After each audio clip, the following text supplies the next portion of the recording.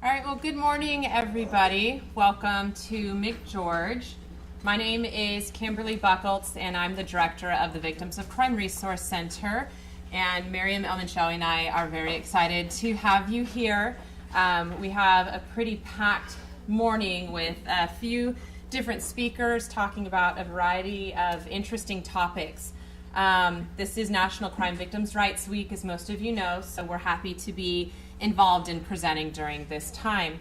We are going to be live streaming this event. We have a couple of different organizations down in Stockton, in Auburn, and maybe other places that we don't know about, but they will be joining us on the web, so that's great. We're also recording this presentation, so if you have any problems being recorded or live streamed and you don't want your voice to be part of this this record, just let us know and we can edit you out. So I'm just going to give a bit of a introduction to all of our speakers. I'll do all four of them now, just so we can keep things rolling. Our first speaker is going to be Jean Jordan. She is the director of VAWA, High Tech, and Victim Services Projects for the California District Attorney's Office. A survivor of domestic violence, she attended college at UC Davis and law school here at McGeorge, and she became an attorney in 1991. In 2009, she earned an LLM from Chapman University in prosecutorial science. She served as the executive director of the Yolo County Sexual Assault and Domestic Violence Center from 1995 to 1999. She has worked for the San Diego City Attorney's Office as the supervisor in the Domestic Violence Unit, the San Diego District Attorney's Office in the Family Protection Unit, and the Santa Cruz District Attorney's Office as the supervisor of the Family Protection Unit. She has been training police officers, investigative units, social workers, family violence advocates, and various treatment providers since 1995. Our next speaker will be Leslie Morrison. She is the director of the Investigations Unit for Disability Rights California, and we thank you for coming from Oakland and battling that 80 traffic this morning. She earned her Bachelor's of Science in Nursing from the University of Rochester, her Master of Science in Psychiatric Mental Health Nursing from Boston College, and her law degree from Golden Gate University Law in San Francisco. She served as in-house counsel for Sutter Solano and Sutter Delta Medical Centers. She was on the faculty at California State Hayward and was a California Supreme Court judicial extern. Leslie also served as Associate Director of Nursing at Alta Bates in Berkeley.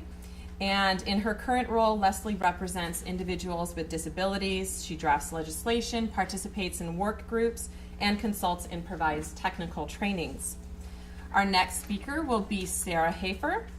She is a native Californian and comes from a fourth-generation deaf family with one hearing member for each of the four generations where everybody in the family communicated in American Sign Language.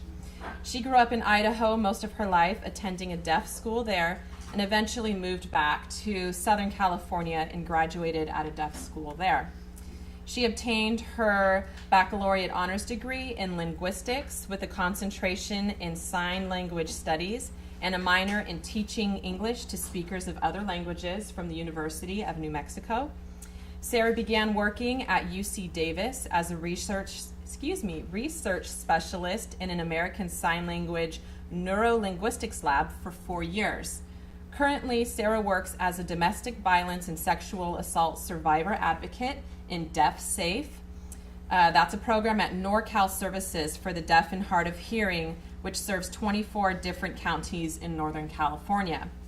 And finally, last but not least, we have Deborah Bain. She is the director of the Victim Services Unit for the California Attorney General's Office. Prior to attending law school, Deborah worked at a domestic violence center. She attended and graduated from McGeorge.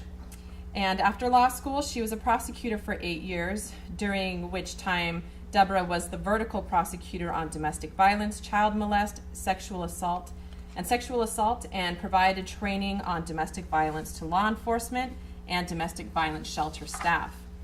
Deborah left the county to come to the state, where she worked 4 years for victim compensation as staff counsel and 4 years as staff counsel at the Board of Parole hearings prior to becoming director of the AG's Victim Services Unit.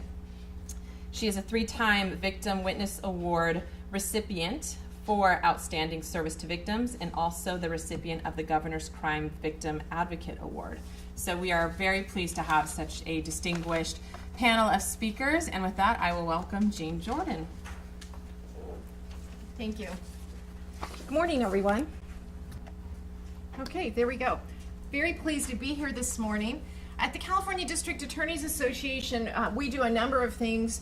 Primarily, our focus is training for prosecutors. We train law enforcement, victim advocates, and recently we've really broadened our audience to a number of different allied professionals, because what we've learned is the more people that we train about the criminal justice system and how to work effectively with victims within the criminal justice system, the better results we're going to have in our cases and for our victims.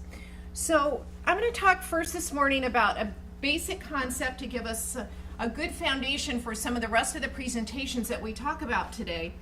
And I'm going to talk about the cycle of violence. The cycle of violence within an intimate partner battering relationship.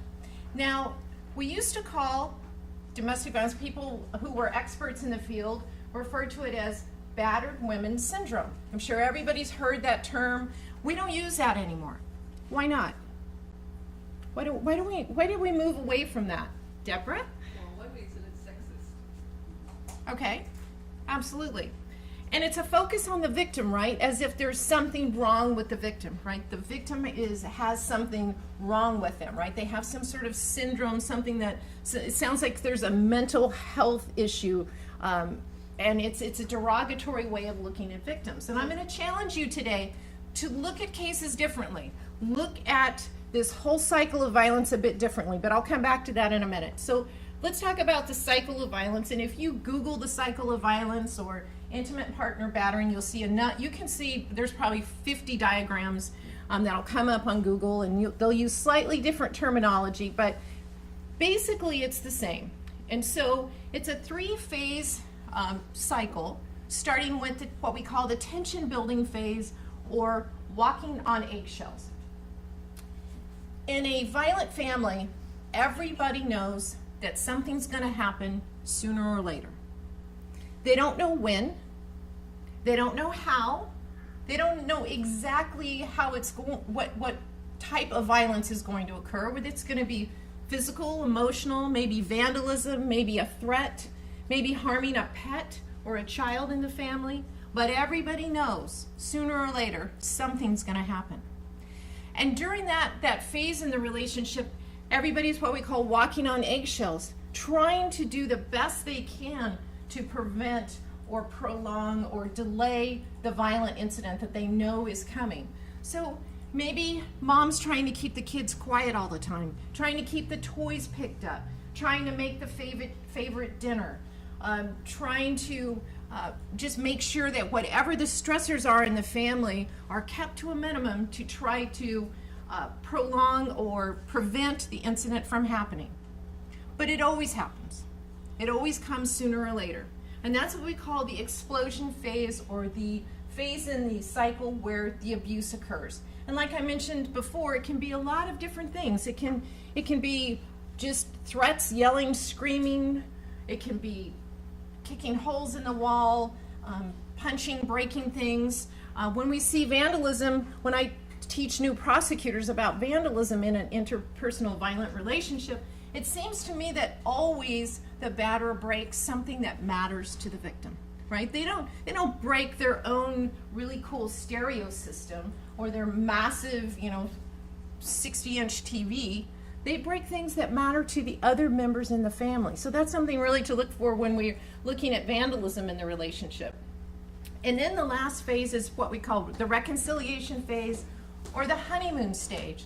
And that's where it's the oh baby, I'll never do it again. There's flowers, taking you out to dinner, promises to go to counseling, promises to go maybe to an AA meeting or some sort of substance abuse counseling.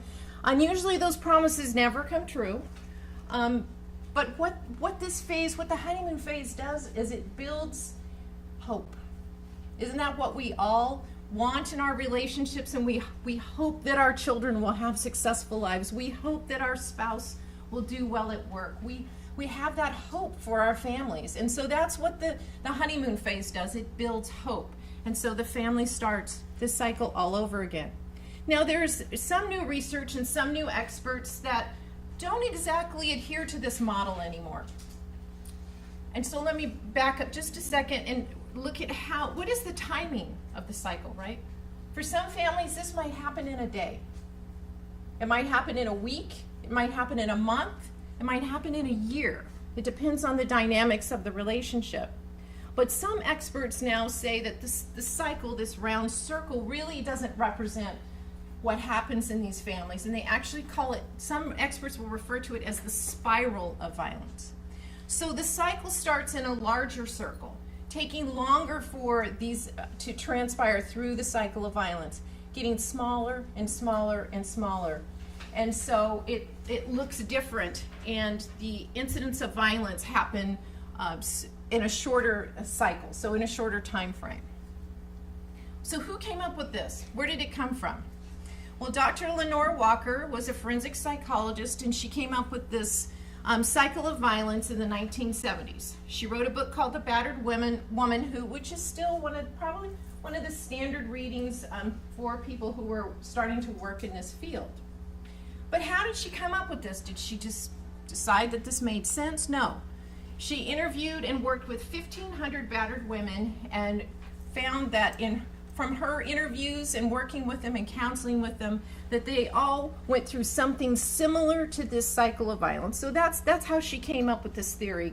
And what is Dr. Walker famous for? Well, she testified in the OJ case. I don't know, there's so many young faces in here. Some of you probably weren't glued to the television like some of us were when the OJ case was taking place. I was the executive director of the Yolo County Sexual Assault and Domestic Violence Center when the OJ case was going on, and my first day of work was the day of the OJ verdict. And it was a really interesting, I learned a lot that day. But back to Dr. Walker for a minute. When she testified in the OJ case, this is what she testified to that made a lot of people working in the field of domestic violence very uncomfortable and very, very unhappy with Dr. Walker. What she said was, well, just because he's a batterer doesn't mean he's a killer. That didn't go over well with a lot of folks who worked in this field, and so she, in my mind, lost a lot of her credibility in this work after she testified in OJ. Well, what I learned that day was this.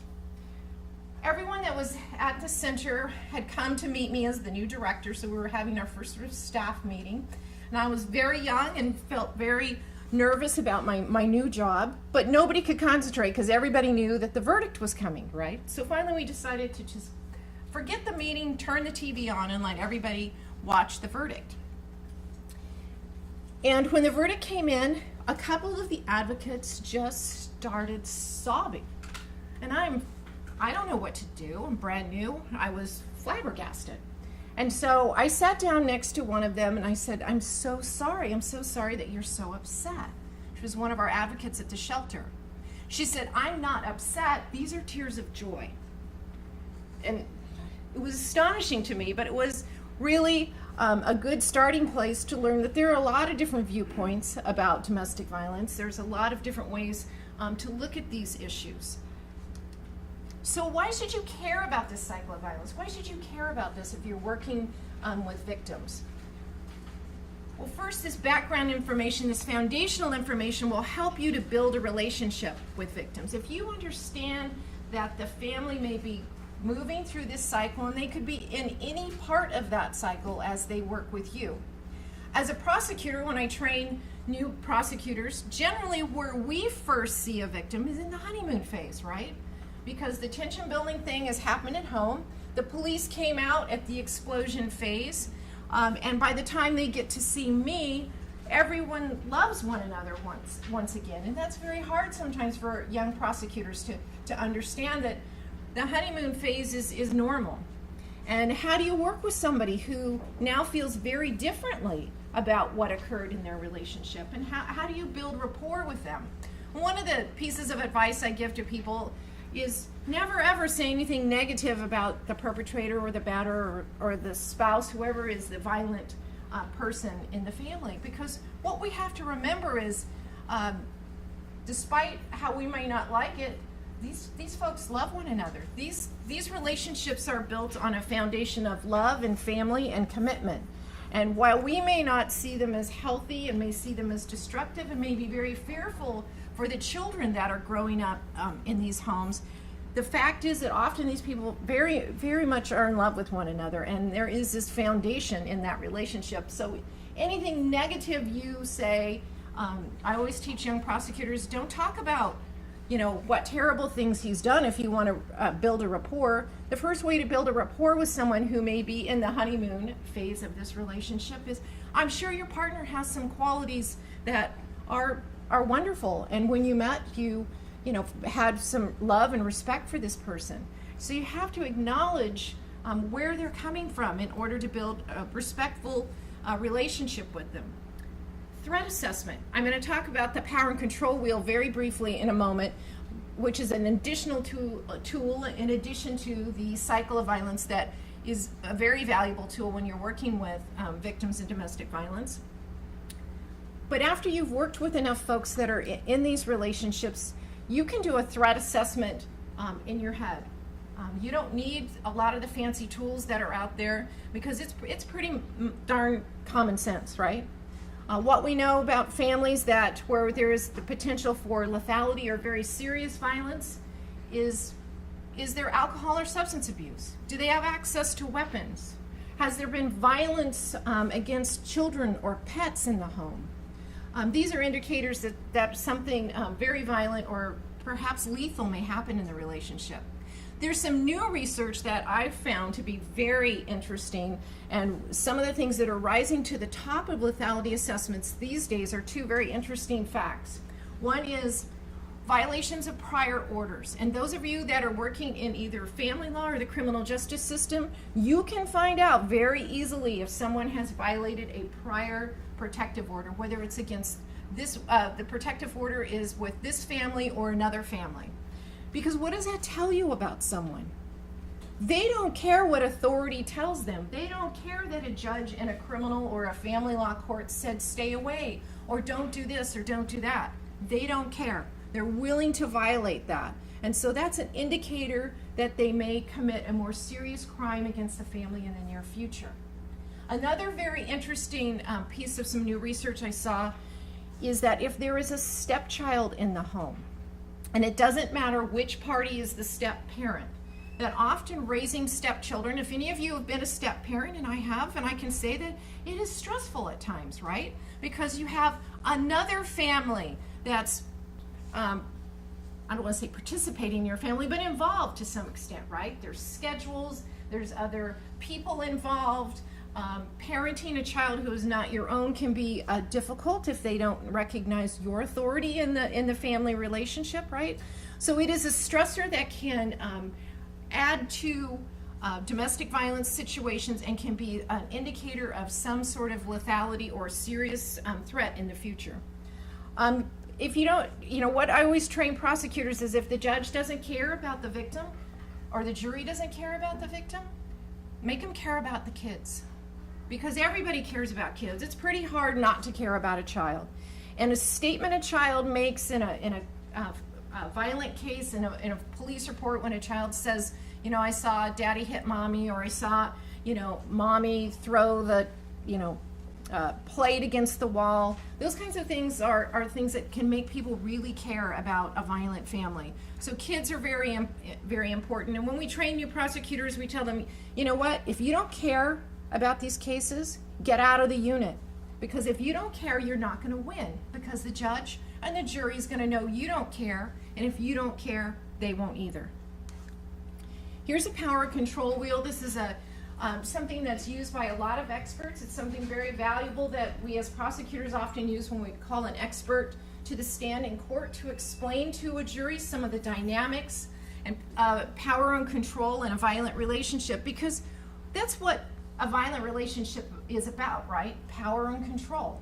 When I talked about the tension building phase, you know, if you can keep everybody in the family on their toes all the time because they know you're going to do something bad, what a way to control people, right? Everybody does what you want because they don't want something bad to happen. So this is really about power and control. And so I'm not going to go through the entire thing. It should be in your materials. But when I'm talking about challenging you to look at these things differently, I'm challenging you to look at the power and control wheel slightly differently. Look at, instead of, when I grew up as a prosecutor and as a young lawyer, we always talked about the recanting victim, the minimizing victim, the uncooperative victim. Still, unfortunately, some of our trainings are still labeled that in these days. But to me, that puts a negative focus on the victim, right? What is the victim doing wrong? You know, minimizing, recanting, not cooperating. Well, what if we changed our focus to what is the perpetrator doing within this power and control wheel? What are they doing to invoke those responses in the victim? If we focused our practices on what is he doing or what is she doing to intimidate, threaten, what barriers to cooperation is the perpetrator putting up to prevent a victim from cooperating either in family court or in criminal court? It's a different way, it's a different mindset. So we're looking at, is he violating protective orders? Is he calling and making threats from the jail? What kind of coercion and threats is he putting forth or she putting forth, whoever the perpetrator may be, to invoke this response? And for prosecutors, that's a very valuable way at looking at things, because many of these techniques of coercion and manipulation can result in new charges. And violating a protective order, we always teach new prosecutors, is a really easy charge to prove, right? Because if there's a legal order in place and someone calls the police officer comes out and the perpetrator is there violating the order, off to jail they go, and the only witness you need is a police officer, right? The victim never has to come to court in those situations. So we really encourage this way of thinking about what is the perpetrator doing to invoke these responses, and can we charge those things criminally? So, barriers to cooperation. I just pretty much covered these things, looking at what is the defendant done to manipulate, harass, intimidate, and isolate. And you can use those techniques in family court, if you're working in a restraining order clinic perhaps. Looking at these things can be very productive in that you can find ways to convince a court to do the things that you want done. So I have just a minute more. Let's talk just a moment about what do you see as some of the barriers to cooperation for victims? I'll throw out a couple, and then I want to see what others might think. Obviously, immigration, right? Especially in California with our diverse population. Immigration is a barrier to cooperation. Why might that be? Why would immigration be a barrier to someone cooperating either in family or criminal court? Threats to deport. And a lot of families, what we see is that the victim may be illegal. Perpetrator is legal or has some legal right to stay in the country, and the children are born here. So they're legal. What greater threat is there to a victim than I'm going to have you removed from the country and I'm going to stay here and keep the children, all right? No threat is greater to a mother than losing their children. And what about family court threats? I'm going to go to court and I'm going to take your kids away from you. It happens all the time. That is not a threat. That is not an idle threat. In many cases, that can be a promise. We know that in family court, it's not unusual for the batterer to get custody of their children. And why might that be? Well, they often present very well in court. They may be the person that has the money, the control of the money. Financial control is something that can be a barrier for a victim to cooperate in family or criminal court. If you have the money, you're going to look good, you're going to wear the suit to court, You're not going to be hysterical. You're going to be calm. You may be able to afford representation while the victim may not. And you're getting custody is not an idle threat. So that's another barrier to cooperation. What about cultural issues? Perhaps cultural issues could be a barrier. Does anybody see why that might be? Some cultures don't support the victim. Right. Why is that? In some cultures, it is the victim's fault for not pleasing the defendant, and culturally, there's no support for that victim to make reports or follow through. So if you don't have support in your own community or your own culture, that can result in isolation, which is something that is definitely a tool that batterers use as a form of manipulation. Isolation from family members, isolation from community members can be a way to control and manipulate a victim. Any other barriers to cooperation or barriers to coming forward and cooperating in a case? Retaliation, fear, right? And that's real, okay? I had one other thing. I raised my hand. Oh. Talking about linguistics, not understanding our language barrier because the terminology, the process is all in English, which is not their first language. Absolutely, that's a very good point.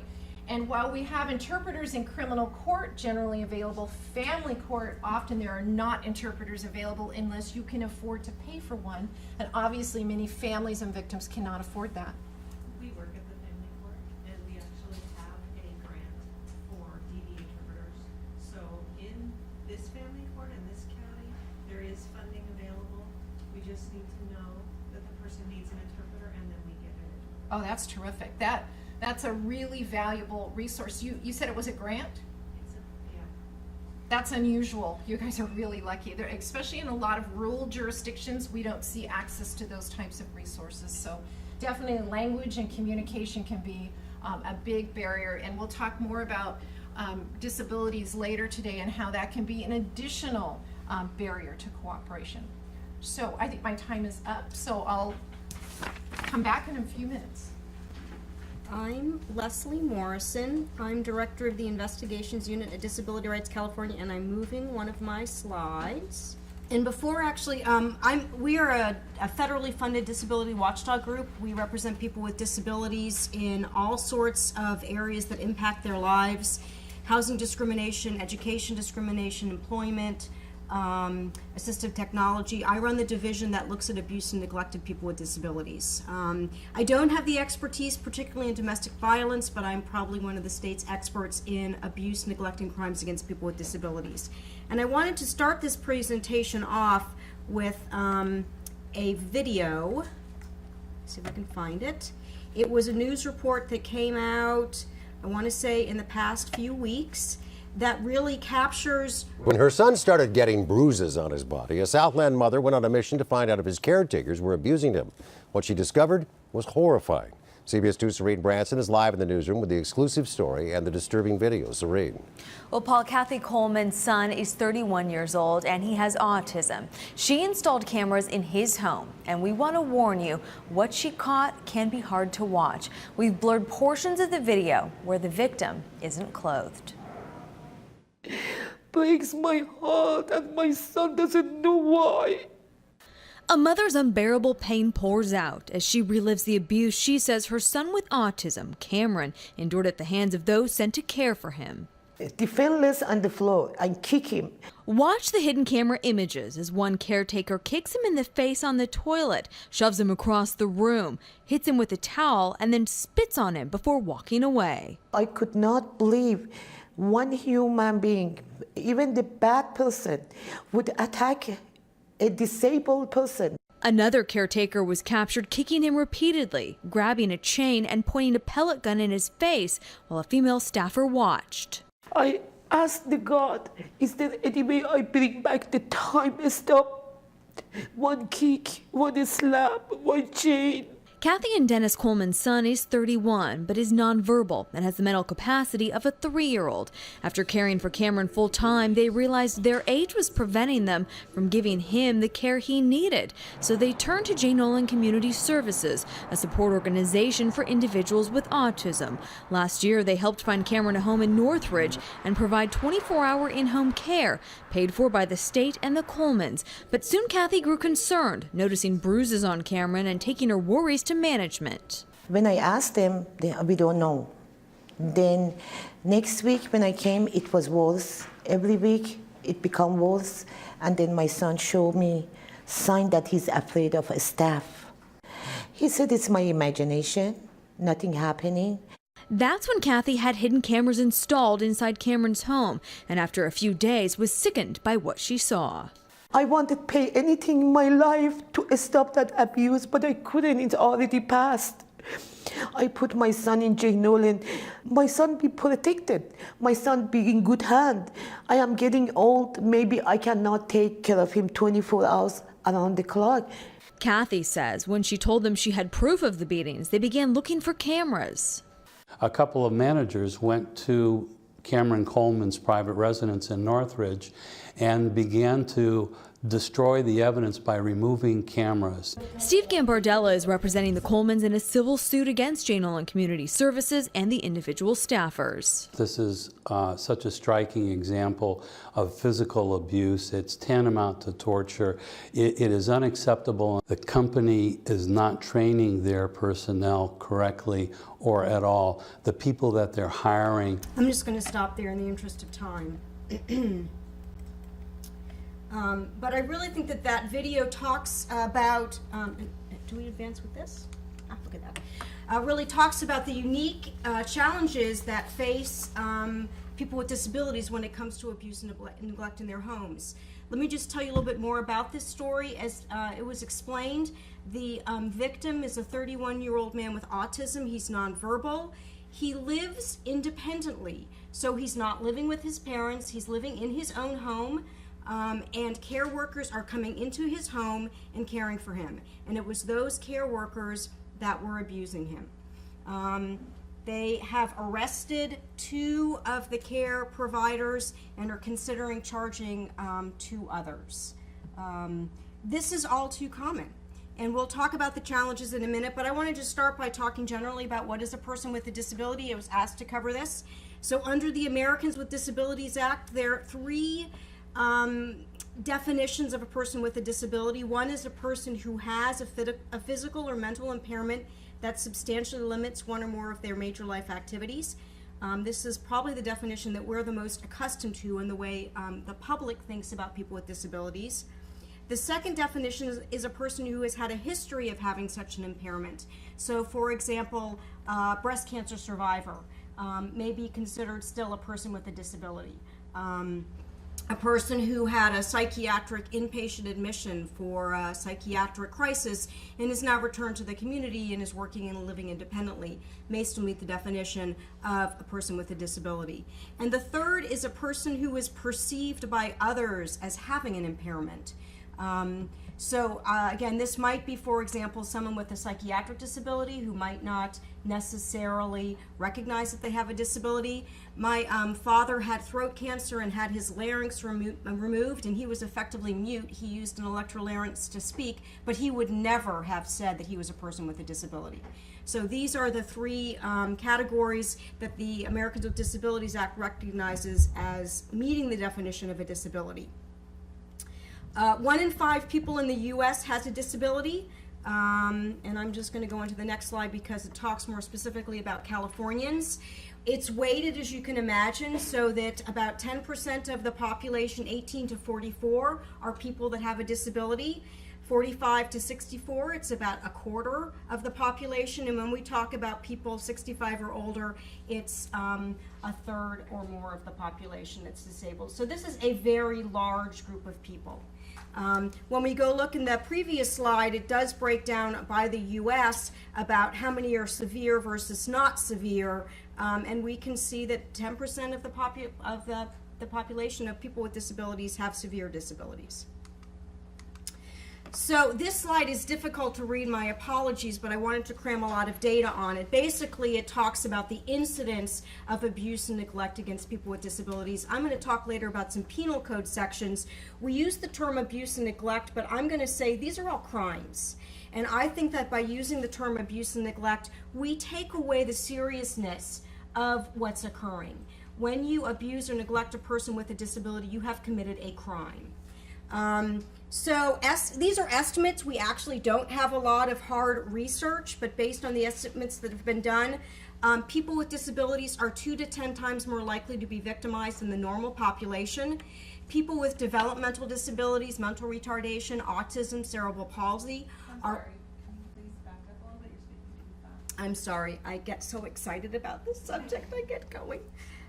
People with developmental disabilities, mental retardation, autism, cerebral palsy, they are 4 to 10 times more likely to be victimized.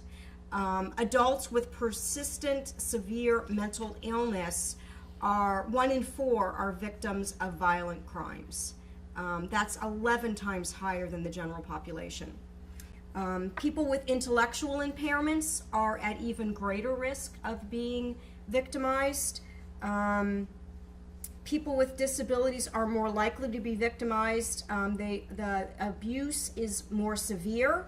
They tend to be victims of multiple episodes of abuse and by a larger number of perpetrators. And I'm going to point to that video that we saw as an example. This man was repeatedly abused by more than one caretaker. So he falls under the category of multiple episodes by a larger number of perpetrators. Shifting over to the right side of the slide, specifically talking about sexual assault, people with disabilities are also more likely to be sexually assaulted. People with severe mental illness are 23 times more likely to be raped.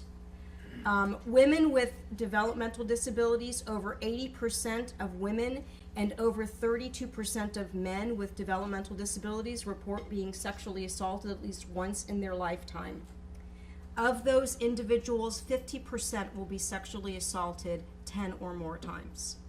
So if you're a woman with a developmental disability, chances are you're going to be sexually assaulted at least once, and you have a good chance of being sexually assaulted 10 or more times.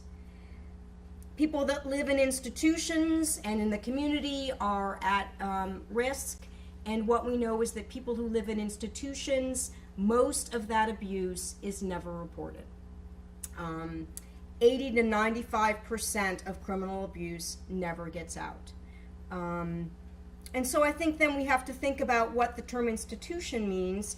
This particular study didn't define it in a way that I could verify, but in our organization, we consider anyone who's living in any sort of congregate living to be living in an institution. So while the video, in that case, that man was living in his own home, that would not be considered an institution.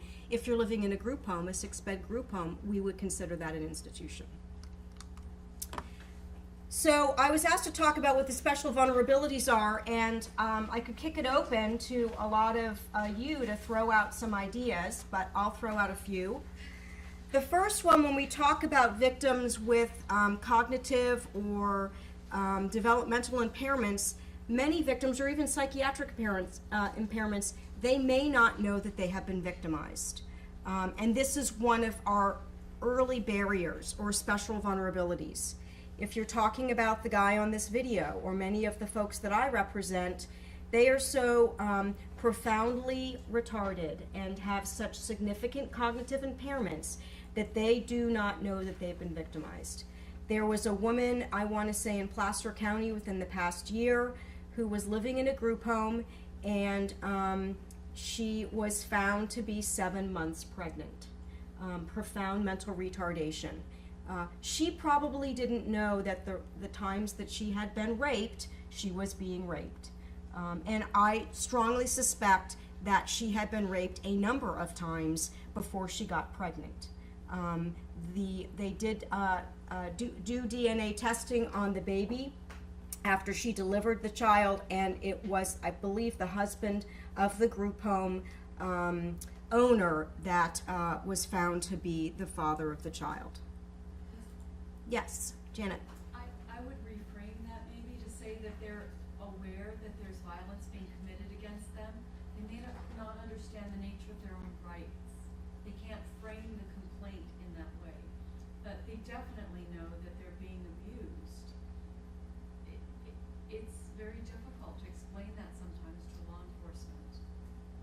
that is a fair correction. I think that there is a category of folks with disabilities that may not know, but I think that you're right. As we go up the scale, more of them know that what is being done to them is wrong. They might not know that they have a right to resist. But they certainly, as with the gentleman on the video, he was cowering. He did not like what was being done to him. He was afraid, but he couldn't necessarily articulate that his rights were being violated and that he was being criminally assaulted. Many of them don't know who they should contact or how to contact somebody to get help. And again, this is on the spectrum of disabilities. So we're talking about people on the spectrum who, because of cognitive or intellectual or psychiatric impairments, may have difficulty knowing who they should call. Many victims with disabilities have limited social opportunities. And by this I mean they may not know what they have endured is wrong. And I'll give an example of a woman with a developmental disability who may desire a normal dating relationship and may not understand how the progression of a dating relationship develops. And when a caregiver early in the relationship invites her to have sex, she may think that this is her boyfriend and this is the way it goes when you have a boyfriend. She may not know that this is not a normal dating relationship and that she has been assaulted. This becomes confusing when investigators interview her, perhaps, and I'm using her, it could also be him, about whether she consented, because what she may have understood she was consenting to may have been very different than what happened to her. We did a case several years ago of a woman who was sexually assaulted, and she believed that the staff member who assaulted her, they were going to go out in the courtyard and kiss, and what he did is he raped her. And when she was interviewed by investigators, they asked about whether she went willingly, and she did, but she didn't know what she was consenting to was a sexual assault. She thought that he liked her and that they were going to kiss. One of the other challenges is what is called compliance training. We see this often with people with developmental disabilities, where they're trained in their educational development to do what normal adults tell them to do. And they tend to say yes to answers, and they tend to go along. Whether it's actually compliance training or because they want to be liked by the normal people in their lives, they go along to be a part of. Some of this is changing as we're working and understanding more about victimization, and we're actually working to do some education among people with disabilities to understand that there are certain things that you shouldn't always comply with. This came up recently, I think, around teaching our children how to always know their name, address, and phone number, and how now over the internet and through some crimes, children who have been trained to always give their phone number, address, and name to people need to be retrained. No, you shouldn't be doing that. There are only certain people who you should be giving that information to, and it's the same with these victims. One of the other barriers is actual physical access barriers to reporting. And what I mean is the individual now knows that they've been physically abused and criminally victimized. How do they actually physically make a report? And as many of you can imagine with people with disabilities, this can become a challenge. Many people with disabilities are isolated. They may be restricted to their home. They may even be restricted to a bed or a wheelchair. They may not have access to a phone. They may not know how to use a phone. They may not know who to call. Often, as in this video, the individuals who have victimized them are the care providers that assist them to access that information or those resources. Physically isolated, they have few visitors, few outings, few opportunities to tell other people that they've been abused. And again, challenges with independently using phones or computers or other devices. Other barriers include communication barriers. They may be dependent on others to make calls. And there are challenges about whether they're going to be understood. So once they pick up the phone and make the call, will the individual at the other end of the line be able to understand them? Think about this when you're talking about a person with a psychiatric disability who may appear disheveled, unkept, who may be fleetingly in touch with reality. And when that woman calls and says that she was raped, how well received that communication is going to be by an investigator or a person that she's reported it to. Unfortunately, it may be received as a delusion and not reliable. Our earlier speaker talks about fear of retaliation. We see this often with people with disabilities where the caregivers in their home threaten them. They may threaten them with institutionalization. So if this young man had was able to report and told his caregivers he wanted to report, the caregivers may have said, well, you're going to end up being locked up because there's no other place for you to live. Threats of physical violence.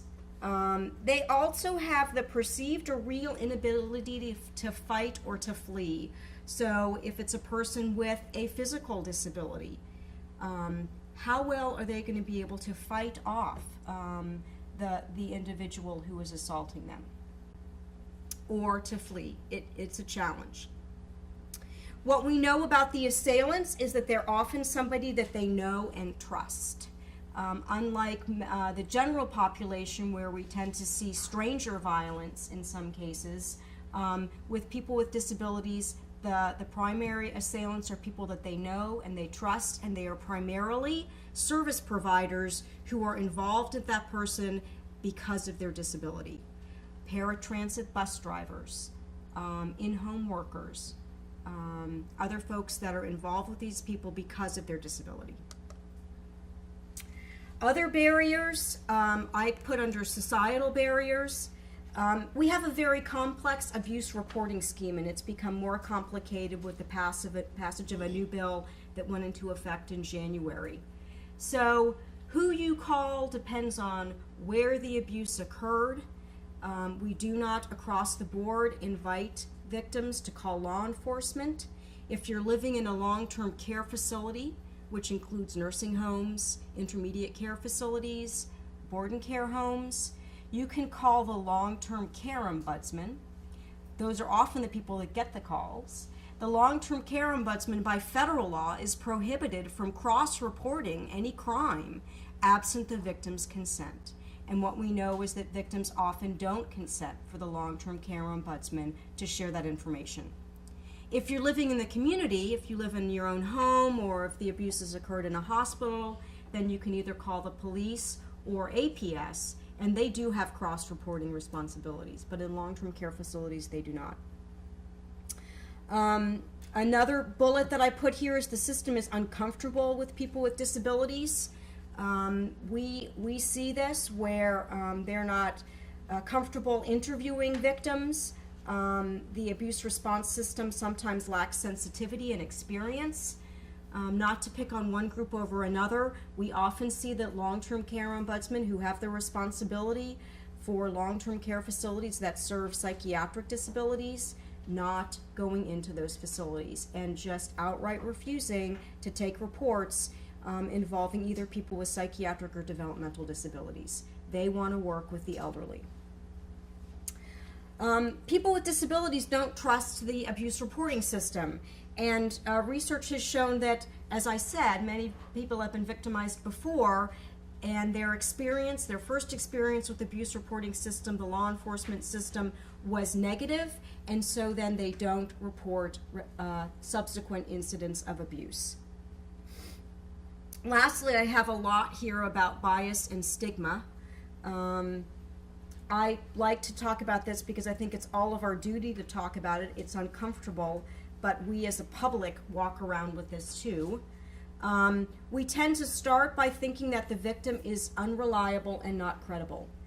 And I want to talk about when 20 years ago, when child abuse really came out of the closet and became something that we as a society embraced as a real pocket of crime, we came to understand that children are reliable reporters. And then when children come to us and say that they've been victimized, we believe them. And before that point, many of you might not know this, children were not believed.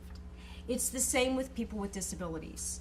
When they come forward and they say that they've been victimized, the response is often they are not believed. And again, I'm going to give you examples of people with psychiatric and developmental disabilities, but other disabilities as well. If they are believed, unfortunately, often they're perceived as not making good witnesses. And in my experience, how well a case gets investigated is often motivated by the likelihood that it's going to be prosecuted and that it's going to be successfully prosecuted. So at the outset, if the investigator does not think that the victim is going to make a good witness, it puts a challenge to the rigor and enthusiasm with which that is investigated, and then, of course, it won't be prosecuted. For many of these victims, it takes additional time to do interviews. You might have to go back and interview them in a series, over a series of episodes. They might need to take breaks. They might have communication devices that they need to use in order to express what happened to them, and that takes time. Often people with disabilities are marginalized, infantilized, and seen as invisible, and I think that we as a society don't like to think that assailants out there are picking on this vulnerable population, but what I know is that they are. Who better to victimize than someone who's not going to be believed, that's not going to report it, and it's not going to be investigated? Who better to be victimized? And unfortunately, this is one of the barriers. Another barrier is that people believe that the victims didn't understand what happened to them, so they didn't suffer. And Janet really, I think, pointed to that very well, that we don't think because the victim didn't know what happened to them, they didn't suffer. And so it takes away somehow the enthusiasm of investigation and the fervor with which a prosecution happens. No one would victimize them. I'm doing a case right now in a state institution where a 70-year-old woman with profound mental retardation was found to have been raped. And they found it because she was bleeding vaginally, and they ended up doing finally a rape exam and did in fact determine that she had been raped. I think initially people think, who would sexually assault a 74-year-old woman with profound mental retardation? It's not we know this, it's not a crime of passion, it's a crime of anger. Another bias is that the care providers that are there to provide care, and that they're more reliable. And as I said, most of the people that victimize individuals with disabilities are their service providers. So when the police go and interview the person with the disability, if they go to interview them, they also go, and the person who opens the door may be a care provider, it may be the director who has hired that person. They are the folks that are interviewed, and they tend to be seen as more credible than the victim or other witnesses who have disabilities. We often see investigations where the victim or the victim's roommate aren't interviewed. And then finally, the bias of courts about the necessity to provide accommodations for individuals with disabilities. There was a case done several years ago of a woman who was a high-functioning woman with a developmental disability. She did not appear to be disabled. She was raped standing at a bus stop, and the defense attorney successfully got the court to not allow any evidence to be presented that she had a disability. So when she was put on the stand, the defense attorney asked her compound, complex questions that she couldn't keep track of, and it appeared that her testimony was inconsistent, and he was not convicted. And it was in part because the court did not allow information about her disability to be presented, or accommodations about how she should have been treated. I hinted at this earlier, but abuse against a person with a disability isn't just abuse, it's a crime. There are a number of criminal penal code statutes on record that make it a crime. I've thrown a few up here. One that came to my attention related to the incident that we saw on the video that I didn't put up here is that it's also a hate crime. And they're talking about whether or not these individuals who are involved in this case should also be charged with a hate crime. But disability is now a special category in terms of special victim when you're talking about hate crimes. Also, Janet? 288 involving sexual activity with the caregiver. Yes, we'll get to that in a minute. I was asked to spend a few minutes to talk about pending legislation, and I've thrown a few bills up here that I know about. The first one is a bill that my organization is sponsoring. I'm the lead staff on it. A lot of what I do is legislative work. Senate Bill 1051. This requires that victims of sexual assault or suspected victims of sexual assault who are residing in one of our state institutions get outside forensic exams. So in our state institutions and developmental centers and our state psychiatric hospitals, which serve close to 6,000 people, they have their own police force and they have their own investigators. And I want to say up until this fall, sexual assault victims were not sent for outside rape exams. They relied on internal investigators who lack the expertise in doing interviews, who don't have the equipment to collect the evidence. They don't have the cameras with the scopes. They don't have chain of evidence procedures. They don't have special anatomical dolls. I don't do, primary sexual assault investigations, but these investigators do not have the special training to do them. I did a case a few years ago of a woman with a developmental disability in one of our state institutions. She reported that a staff member enticed her to perform oral sex. And when she was interviewed by investigators, they tried to establish whether the staff member that she reported was circumcised or not. And of course, she didn't understand what that question meant. So the investigator hand drew a pencil drawing of a circumcised and an uncircumcised penis and asked her to identify which it was. It was a rudimentary depiction. She identified it as a circumcised penis. The person she named had an uncircumcised penis, and they let the investigation drop. So this would require that victims of sexual assaults in state institutions get outside sexual assault exams. Assembly Bill 602 would require that law enforcement agencies in the jurisdictions where our state facilities are receive special training in how to do investigations involving people with disabilities. The police force in these jurisdictions often rely on the internal police force to do the investigations, and we'd like to see more of a partnership.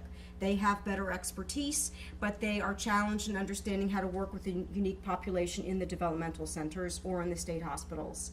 It would also require that the facility law enforcement division and outside law enforcement division collaborate. Senate Bill 663 is one that actually Janet was referring to. It augments current existing law that makes certain sexual offenses against a dependent adult a crime. This would revise the definition so that when the sexual assault was between a dependent adult and his care provider or caretaker, or is a person with a disability, a developmental disability is automatically a crime. Which is different than the way it's phrased now. This is a summary of the bill. I wanted, it's a lengthy bill. The person with a disability, with a developmental disability, had to be such that they could not consent, and then it would be a crime. That makes sense to me. I have a little bit more of a challenge when it's a sexual offense against a dependent adult by a caregiver or a care provider. A dependent adult is an adult who, because of a disability, is unable to carry out one of their normal life activities.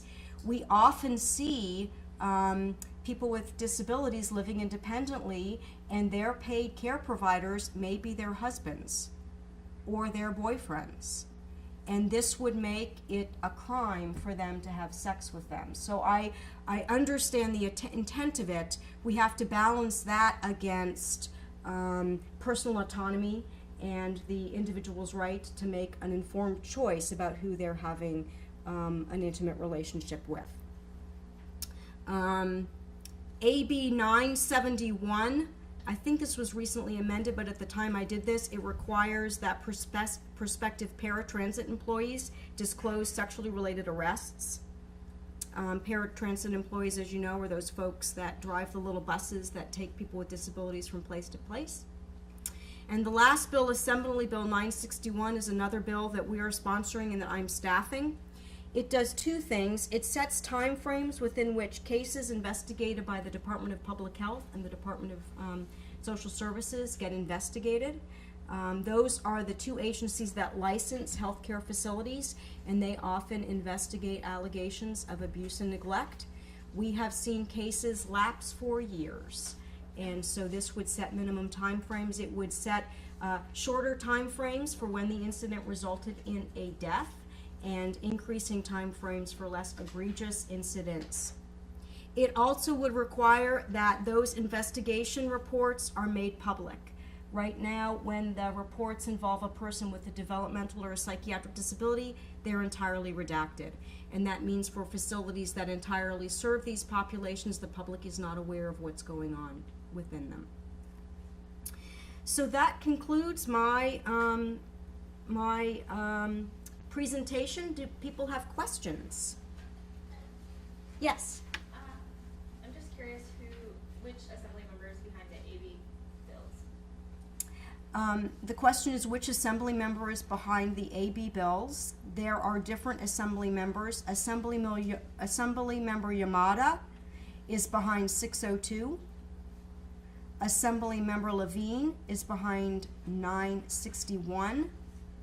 And offhand, I don't know who's behind 971, but I could tell you. I could look that up and let you know. Senate, my